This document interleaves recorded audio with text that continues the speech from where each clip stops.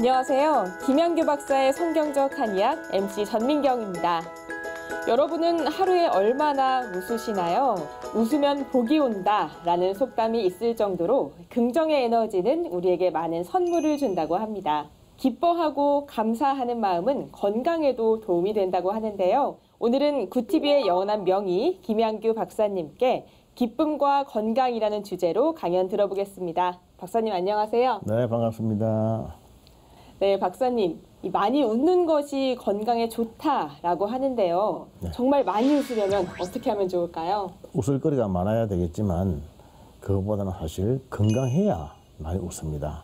건강하지 않은 사람은 웃을 거리가 아무리 많이 있어도 웃음이 안 나오죠. 네, 기쁨을 많이 느끼는 것이 건강에 어떤 영향을 주는지 오늘 강의를 통해서 더 자세히 알아보도록 하겠습니다. 오늘도 잘 부탁드립니다. 네, 감사합니다.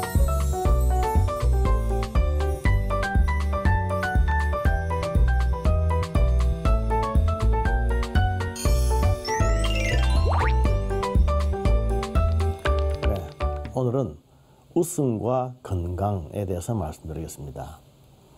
우리가 이 세상을 살아가면서 사실 웃을 만한 일들이 많이 있습니까? 정말 웃어서 웃습니까? 아니면 웃는 것보다도 더 화나는 일이 많을까요? 우리 MC께서는 성경에 하나님께서 웃으셨다라고 하는 기록이 몇 프로나 된다고 생각합니까? 생각 안 해봤죠? 네. 그게 학자들의 견해에 따르면 5%라고 합니다. 하나님이 웃으셨다라고 하는 것은 5%밖에 없고 하나님이 근심하시고 하나님이 진노하셨다라고 하는 말씀이 95%나 된다고 해요. 왜냐하면 하나님이 웃으실 만한 일이 없으시니까. 사람들이 하는 일이 악하고 죄악스러우니까. 그런 거죠. 우리 역시 마찬가지 아니겠어요? 세상을 살아가면서 정말 웃을 만한 그런 일들이 얼마나 많이 있습니까? 얼마나 힘든 일이 많이 있나요? 그래서 웃음이 건강에 좋다라고 해서 다 알고 있지만은 실제로 잘 안 되는 거죠. 제가 이 부제로 건강해야 웃는다라고 지었습니다. 사실은 웃을 일이 아무리 많아도 건강하지 못하면 웃음이 안 나옵니다. 그래서 오늘은 기쁨이 우리의 건강에 얼마나 많은 영향을 미치는가 하는 말씀을 드리겠습니다.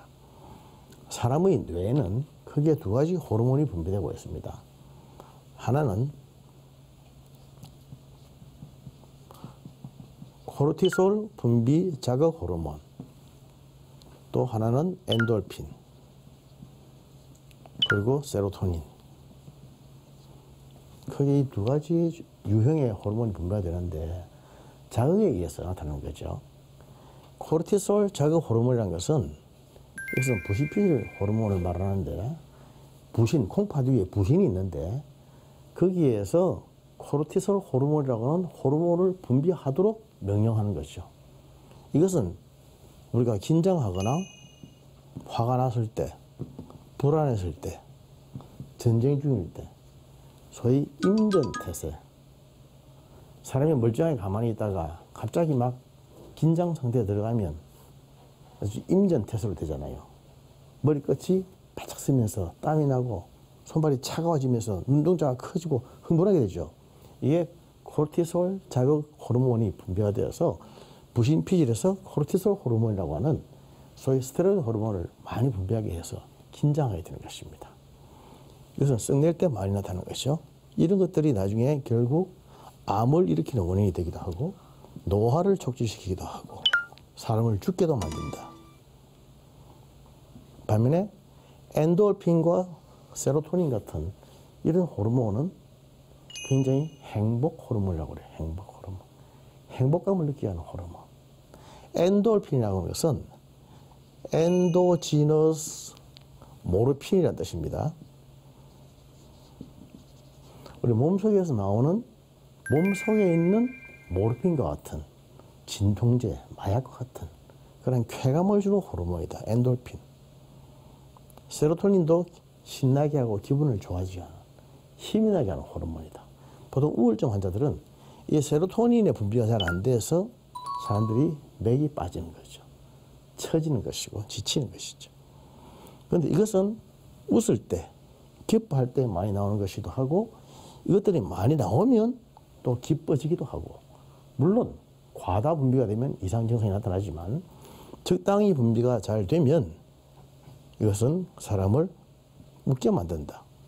행복하게 만든다. 그런 것입니다. 그런데 많은 사람들이 이 코르티솔 자극 호르몬이 분비가 되게 하는 그런 일들은 많이 있지만은 세로토닌과 엔돌핀과 같은 이런 행복 호르몬이 나오게 하는 그런 일들은 별로 없어요. 적극적으로 어떤 웃을 만한 일, 즐거운 일, 감사할 거리를 많이 찾아야 돼요. 사람은 보고 싶은 대로 본다 그러잖아요. 감사할 거리를 매일 찾으면 감사하게 보이고 불평거리만 찾으면 맨날 불평스럽게 보이거든. 어떤 것을 볼 것이냐 하는 것은 자기에게 달려 있습니다. 그럼 이 긍정적인 생각은 사실 네. 주변 사람한테도 전파가 되는 것 같은데요. 그렇죠. 긍정적인 성격이라는 게 타고나는 걸까요? 아, 성격. 성격은 성질 더하기 인격이라 그랬죠. 긍정적인 성질이라든지 부정적인 성질이라든지 하는 것은 다분히 선천적인 타고나는 것입니다. 그러나 그 뒤에 인격, 훈련과 신앙과 교육에 의해서 계속 바뀌어지는 것이 인격이잖아요. 인격이 다듬어짐에 따라서 성격이 다듬어진다 그러죠. 아무리 부정적인 성질을 가지고 있던 사람이라 할지라도 훈련을 받으면서 인격이 다듬어지면 상당히 긍정적으로 바뀌겠죠. 누구나 노력을 해야겠네요. 그럼요. 하면 됩니다. 그래서 나는 원래 그런 사람이야. 뭐 이거 안 통하는 거예요. 전에 제가 말씀드렸지만 이게 2대8이란 말입니다. 2대8. 선천적인, 유전적인 그런 것은 소질은 20%고 나머지 80%는 자기 책임이에요. 자기 책임. 그래서 이것을 비겁하게 남의 책임으로 돌리면 안 됩니다.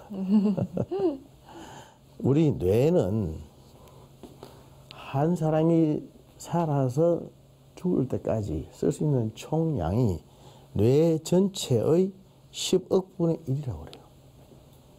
10억 분의 1인데 엔도르핀이라든지 세로토닌 같은 행복 호르몬이 많이 나와서 긍정적인 사고를 많이 하게 되고 많이 웃고 기뻐하고 즐거워하고 감사하면 뇌가 굉장히 활성화됩니다. 기억력도 좋아지고 또 뇌도 더 발달, 머리도 좋아지고 팽팽 잘 돌아가게 됩니다. 그러나 코르티솔 자극 호르몬이 계속 많이 분비가 되면 더 쪼그라들어요.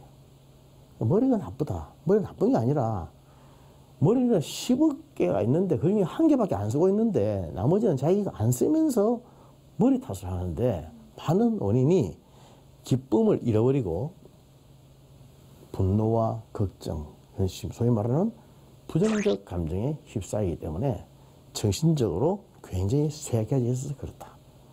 자꾸 웃는 사람은, 많이 웃는 사람은 건강한 사람이고 건강해서 자꾸 웃어주면 더욱더 건강해지고 그래서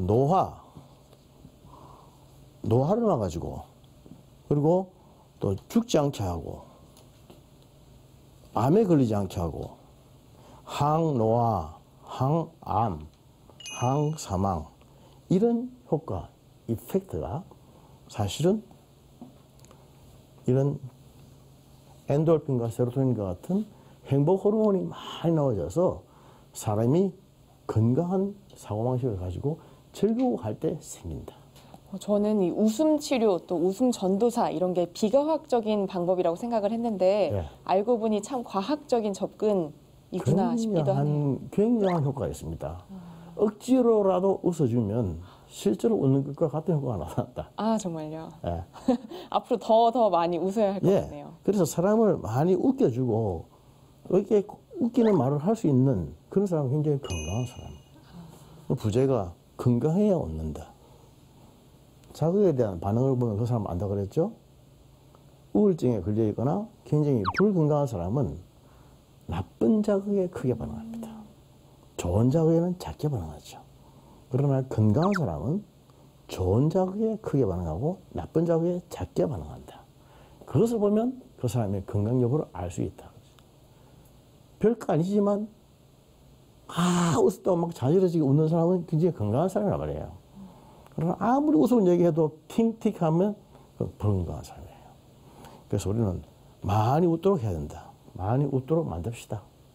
그렇게 하기 위해서 이런 지금 강의를 통해서 지혜를 배우는 것입니다. 우리 몸에는 모두 650개의 근육이 있는데 650개라고 하면 참 많은 거죠. 650개의 근육 중에서 웃음을 웃을 때 막 자지러지게 크게 소리를 내 웃을 때 움직이는 근육이 231개라고 합니다. 다른 말로 하면 크게 웃지 않으면 평생 한 번도 움직이지 않는 근육이 231개다. 웃는 것도 그냥 실 웃는 거 하면 안 되는 거예요. 크게 웃는 거. 그렇게 될 때 231개다. 어떻습니까? 저 웃음 근육을 많이 움직이도록 노력해야겠네요. 그래요. 그런데 많이 안 웃는 습관을 가진 사람은 억지로 웃으려고 하면 안 돼요. 웃는 건지 뭐 썩내는 건지 모르겠다. 이것도 연습을 해야 되는 것입니다. 보세요. 기쁨의 중요한 호르몬이 방금 엔돌핀과 또 뭐라 했습니까? 세로토닌. 그런데 또 최근에 나온 학설에 의하면 다이돌핀이라고 하는 게 있죠. 이것은 이 학설에 대해서는 아직까지 부정적인 그 견해도 있고 긍정적인 견해도 있지만은 다이돌핀은 엔돌핀보다도 4000배의 효과가 있다. 4000배의 강력한 그러한 좋은 행복 효과가 있는 그러한 호르몬으로 밝혀졌습니다. 이게 소위 감동 호르몬이에요. 감동 호르몬. 다이돌핀은 언제 많이 나오느냐? 감동받을 때 나옵니다. 감동받을 때. 우리가 사람이 영적인 존재거든요. 그래서 가장 최고의 깊은 감동은 결국 영적인 감동이에요. 하나님과의 관계에서 은혜를 받고 감동을 받을 때 최고의 감동입니다. 그래서 그러한 감동은 사람에게서 오는 칭찬과 이런 좋은 것보다는 하나님에게서 받는 인정과 사랑, 하나님의 은혜를 깊이 느꼈을 때 큰 감동을 받게 되는 거죠. 그래야 사람이 영이 살아야 여기 살지 않습니까? 근데 이러한 감동을 언제 받느냐? 하나님과의 관계가 바르게 정립됐을 때 감동을 받는데 그렇게 감동을 받으면 다이돌핀이 굉장히 많이 폭발적으로 분비가 된다. 그러면 다이돌핀이 분비가 되면은 엔돌핀의 4000배의 효과가 있다. 감사하고 기뻐하는 삶, 또 감사하고 기뻐할 수 있는 구조, 그러한 환경 속에 내 자신을 들여넣는 것은 대단히 중요한 일입니다. 이렇게 늘 항상 기뻐하고 항상 감사하려면 결국 숙련된 신앙자여야 하는 걸까요? 그러니까 저는 아직 미성숙해서 그런지 늘 그 은혜 안에 갇혀 사는 게 어려운 것 같더라고요. 예, 대단히 중요한 얘기인데 우리가 신앙이 좋다고 해서 항상 기뻐하고 감사할 수 있을까요? 저는 그 부분에 대해서 조금 아직 답은 못 내리겠는데 저는 개인적으로 그렇게 생각합니다. 우리의 건강과 신앙은 환경에 갇힌다라고 생각합니다.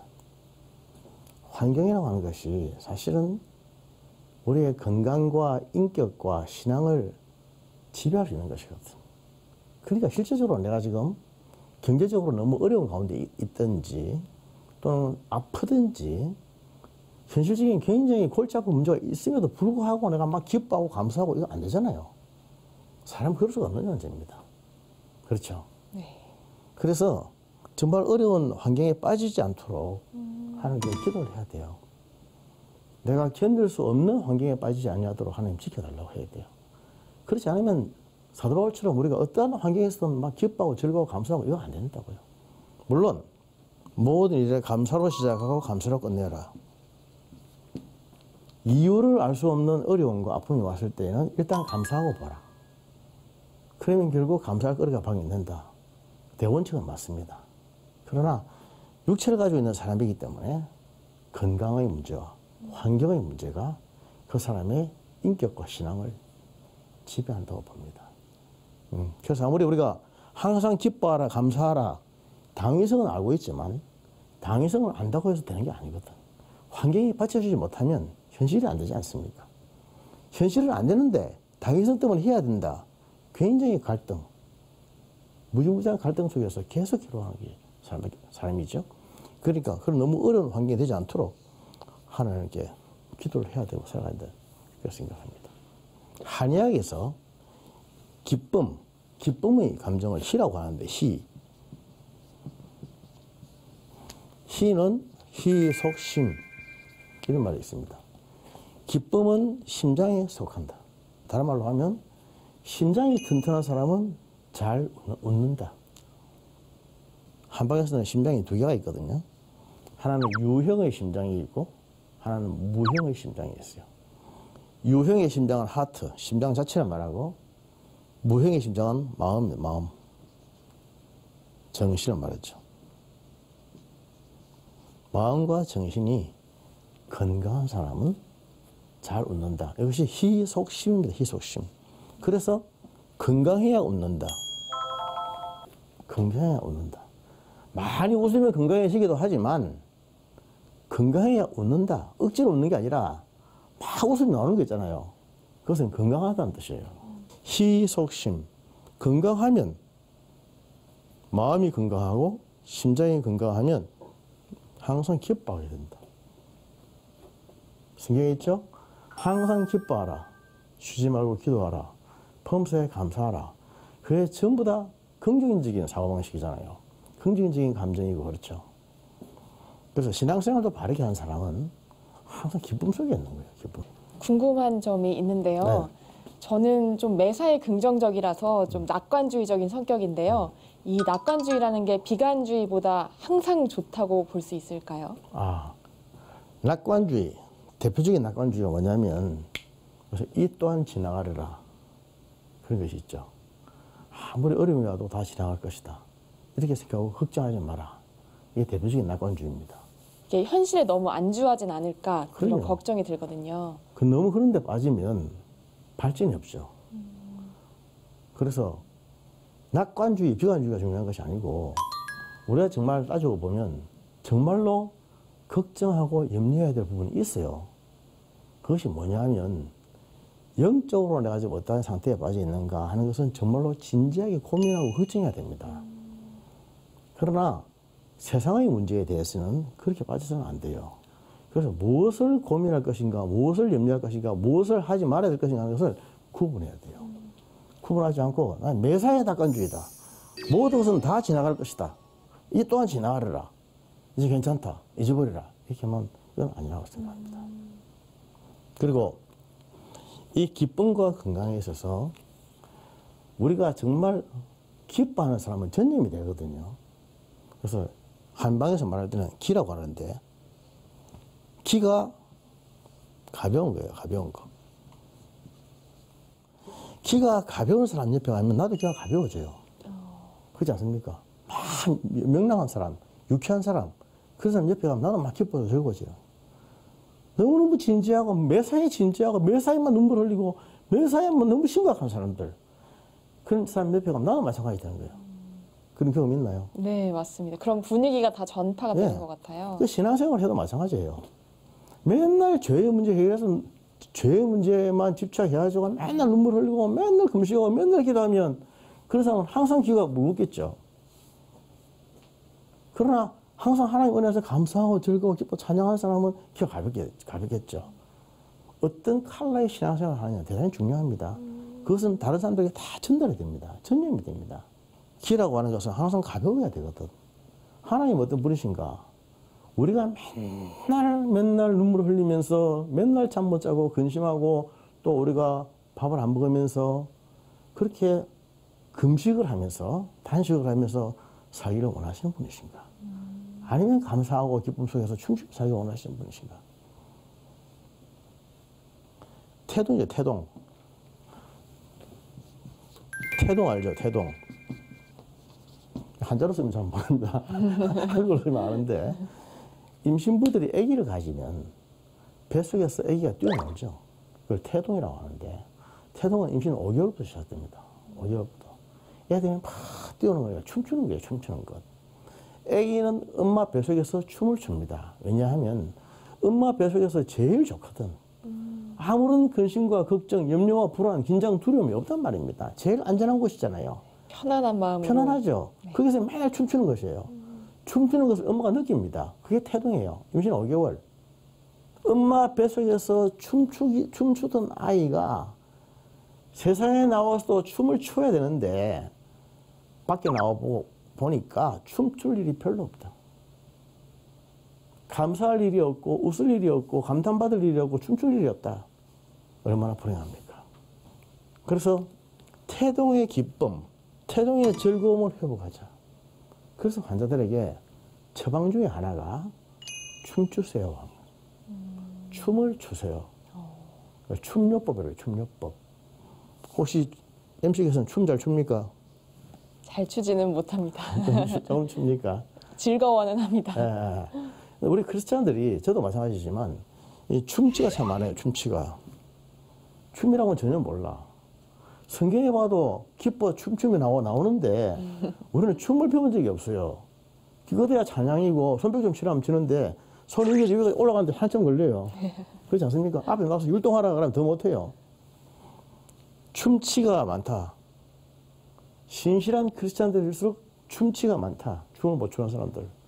그러나 춤을 많이 추어야 건강해진다. 그래서 우리 크리스찬들이 좀 춤도 좀 배웠으면 좋겠어요. 건강한 춤도 좀 배웠어요. 이 기쁨에 대해서는 상당히 우리가 지금 연습이 안 되어 있습니다. 맨날 눈물 흘리고 이거는 잘하는데 막 기뻐하고 즐거워 기쁨을 표현하고 기쁨을 받아들이고 하는 이런 건 잘 어색해요. 것이 그렇지 않습니까?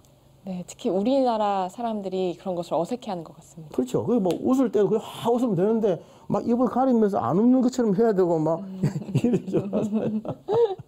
웃을 때는 확 크게 웃어야 돼요. 기왕 웃는 거 막 파안대소라고 하죠. 파안대소.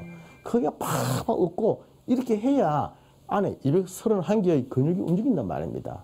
근데 안 웃는 것처럼 막 숨기면서 이건 안 좋은 거라고요. 특히 신앙생활을 할 때에도 우리가 정말 많이 웃는 거, 정말로 기뻐하는 거, 기뻐하라. 이론적으로, 이성적으로 기뻐하라가 아니라 정말 기쁜 거, 즐거워하라가 아니라 정말 즐겁고, 감사해서 감사한 것이 아니라 정말 감사를 느끼는 거 있잖아요. 이걸 감성적인 거라 그랬죠. 이성적인 단계에서 감성적인 단계, 머리에서 가슴으로까지 내려와야 됩니다. 와, 기쁘고 즐겁고 감사하고 막 이래 해야 되는 거예요. 이게 안 되고 맨날 머릿속으로 감사하라. 우리는 기쁨에 대해서 얼마나 우리가 참 서투른가 하는 걸 알 수가 있습니다. 이 세상 살아가면서 정말 감사하고 웃고 기뻐하고 즐거워야 할 일이 많지는 않지만 그럼에도 불구하고 정말 우리는 기뻐하는 일에 적극적으로 기뻐하고 크게 반응하고 크게 감사할 줄 아는 그런 사람들이 되어야 합니다. 그렇게 될 때에 기가 가볍게 팽팽 잘 돌게 됩니다.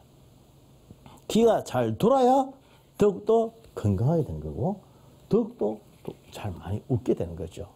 오늘의 부제가 건강해야 웃는다. 많이 웃어야 건강하다. 그것도 맞지만 건강해야 웃는다. 건강하지 못한 사람은 아무리 웃을 일이 있어도 웃지 않는다. 맞죠? 맞습니다. 네.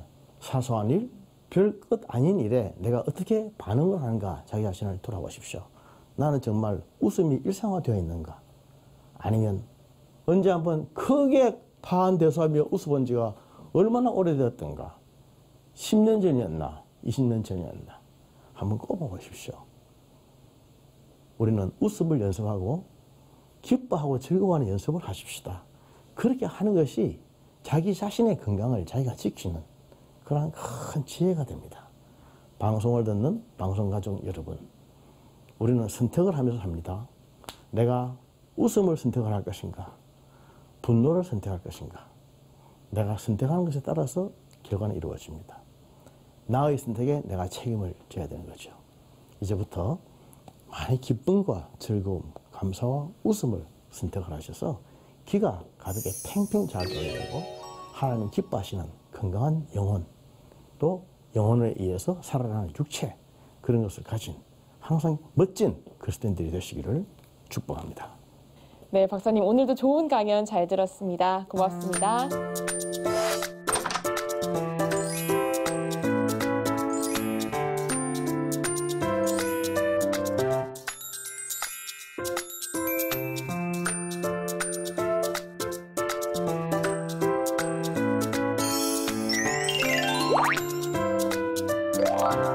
네, 박사님 오늘도 강의 잘 들었습니다. 오늘의 강의를 한마디로 정리해 주시겠어요? 네, 감사할 줄 아는 사람은 건강한 사람이고 웃음이 많은 사람은 건강한 사람입니다. 건강해야 웃음이 많아지는 것이죠. 네, 항상 기뻐하라, 범사에 감사하라. 이 말씀을 들을 때마다 옳은 줄은 알지만 늘 이렇게 사는 건 불가능하지 않나 생각했던 것 같습니다. 그러나 바로 다음 절에 하나님께서 방법을 주셨습니다. 바로 쉬지 말고 기도하라는 겁니다. 하나님께 의지하면 어떤 일에도 기쁨을 느낄 수 있는 힘을 주시는 것 같습니다. 시청자 여러분도 날마다 이 은혜 가운데 거하시기를 소망합니다. 오늘도 시청해주신 여러분 고맙습니다.